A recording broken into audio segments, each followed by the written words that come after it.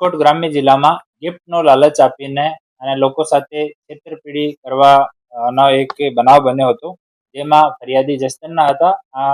આ સંબંધમાં cyber police સ્ટેશનમાં 3 ઓગસ્ટના રોજ 2026ના રોજ બીએનએસની કલમ અને આઈટીએફની કલમ મુજબ એક ગુનો દાખલ કરવામાં આવ્યો, જેની તપાસ સાયબર પોલીસ સ્ટેશનના પીઆઈ રવિ ગૌતમ સાહેબ કરે છે.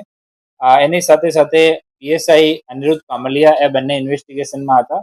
આ કેસમાં એક જો વિદેશી મહિલાના નામ ઉપર ફેક ફેસબુક આઈડી બનાવીને એની સાથે મિત્રતા કરીને પછી આને લાલચ આપીને કે અમારો દુનિયામાં કોઈ નથી, હું તમને આ વસ્તુ આપવા માંગુ છું, આ વસ્તુ આપવા માંગુ છું, આ કરીને પછી દિલ્હી કસ્ટમથી અમે બોલીએ છીએ તમારા ગિફ્ટ જર્મનીથી આવી ગયા અને તમારે ગિફ્ટ લેવા હોય તો એટલા પૈસા આપો, આમ કરીને 6 લાખથી વધારે રૂપિયાનો આ આપણા અરજદાર સાથે છેતરપિંડી કરી નાખી.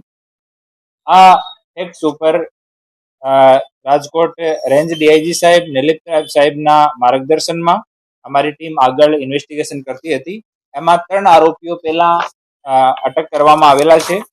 આમાં એન્જલ છે, આ ઘાનાની રહેવાસી છે, ડેનિસ તંજાનિયાનો રહેવાસી છે અને જોસેફ વેલેન્ટાઇન સાઉથ સુદાનનો રહેવાસી છે. 3 આરોપીનો ધરપકડ થઈ હતી અને ટ્રેવલ હિસ્ટ્રીની આના પાસપોર્ટ્સની બીજા દેશની કોઈ નાગરિકતા ધરાવે છે કે કેમ, આમ તમામ વસ્તુઓની તપાસ હાલ ચાલુ છે.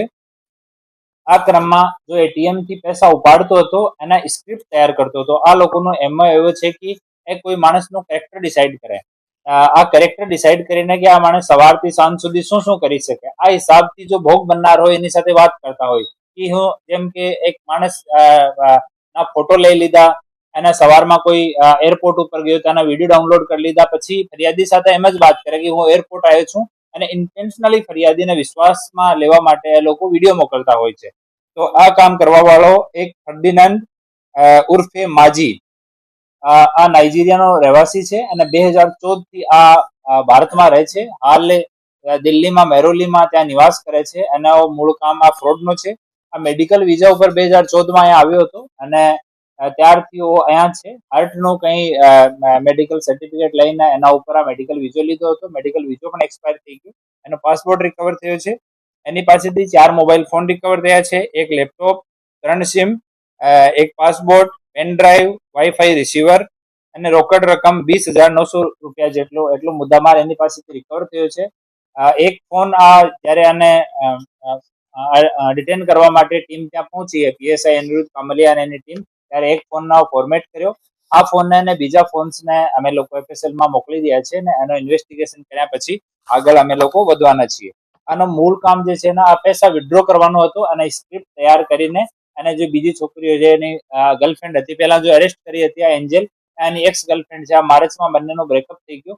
એ બંને મળીને આ કામ એ લોકો કરતા હતા અને આ સોફ્ટવેરથી પાર્સલના ફોટોગ્રાફ પણ તૈયાર કરતો હતો. જેમ કે આપણે જસદન વાળો આપણો ભોગ બનનાર છે તો એનો નામ, એનો સરનામો પૂરો લખીને એક વ્યવસ્થિત પાર્સલ લખીને એનો ફોટો પાડીને મોકલતા હતા કે અમે દિલ્હી કસ્ટમથી બોલીએ છીએ, તમારો આ પાર્સલ આવ્યો છે, આમ વેલ્યુએબલ સામાન છે, તાકી માણસને કોઈ આના ઉપર ડાઉટ નહીં જાય કે એ લોકો છેતરપિંડી કરનાર છે.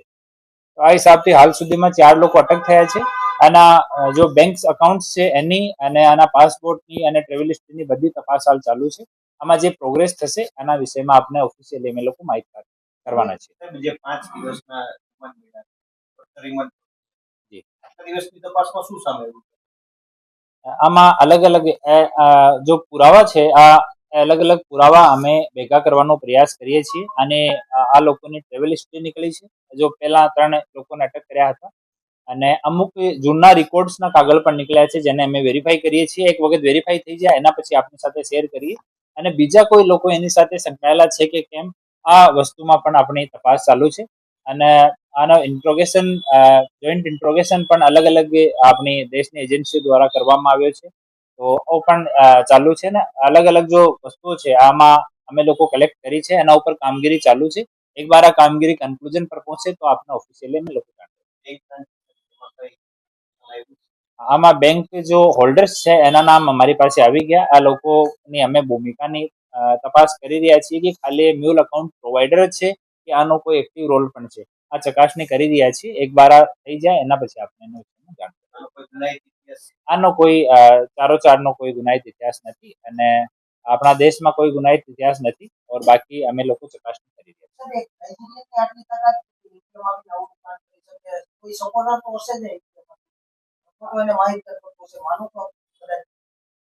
આમાં એ ચેનલ વાઇઝ કામ કરતા હોય છે. જે પહેલા 3 લોકો પકડાયા, આમાં આનો ઉપરનો લેયરમાં આ માજી કામ કરતો હતો. માજીનું કામ હતું કે જો કિટ આપણે કહેવાય કે અકાઉન્ટની બુકલેટ અને એટીએમ કાર્ડ એ પ્રોવાઈડ કરાવવાનું અને એટીએમ થી પૈસા વિડ્રો કરવાના, સ્ક્રિપ્ટ રેડી કરવાની.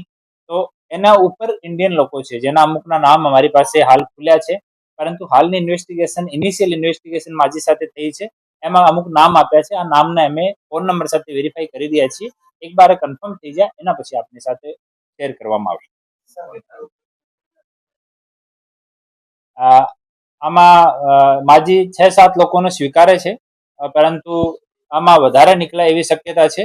એના લેપટોપ, ફોન એ બધા અમે FSL માંથી ડાટા રિકવર કરવા માટે આજ મોકલવાના છીએ. જેમ જેમ ડાટા હશે એનો એનાલિસિસ કરીને પછી અમે કઈ વસ્તુ આગળ નીકળશે.